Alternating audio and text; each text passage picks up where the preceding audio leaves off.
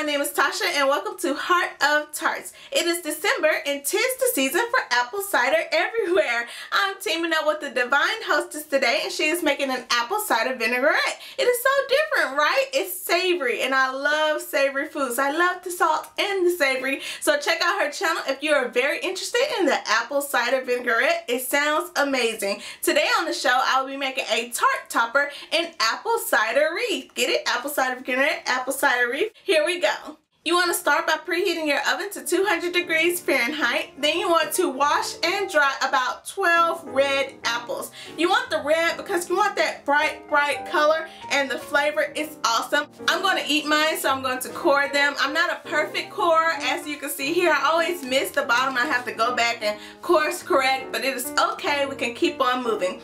Take a knife and don't cut yourself like I did, and thinly slice your apples horizontally. You can get about 10 to 15 slices out of each apple. Thinner is better, but you want to go for consistency here. So if you can only cut thick slices, it's better to keep them all thick so they bake at the same rate instead of having a couple very thin and then some thick and they have to be all off. I placed my apple slices onto cooling racks and then on top of a baking sheet in a single layer. Do not have them on top of each other because they will only steam and not dry and dehydrate as we want them to do.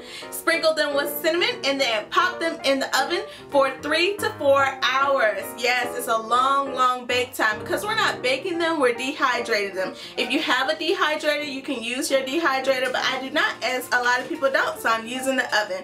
Check on them every 30 minutes because, like I said, they will bake at different rates. Some will dry out faster. My oven has these horrible hot spots that I didn't know of. So the ones on the side were getting browned really fast and the other ones weren't like browned at all. It was crazy. But check on them every 30 minutes to avoid burning mishaps. Once they're all done, we are ready to make our wreath. Here I have some green Florist wire and I just stretched it out to the length of my wingspan, and I'm about 5 feet tall. So it was about 5 feet worth of Florist wire, and then I stretched it out that length again and doubled it over so I had a loop and like 2 strings. Cut it off with wire cutters. Slide your apple slices onto the Florist wire, and once you have them all on, tie the loop end and the loose end together to make a circle. Once we have it tied off, we're going to decorate with a cranberry bow. I have these fresh cranberries on hand that I thought I would eat, but cranberries alone are so tart and unedible,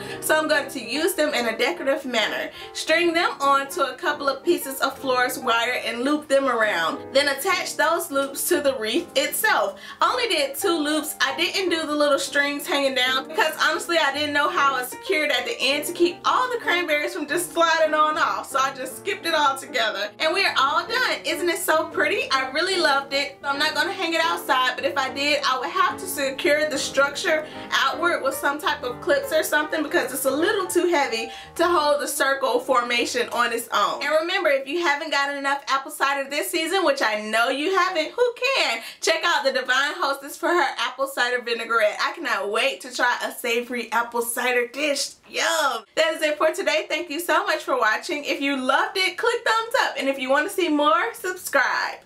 Bye!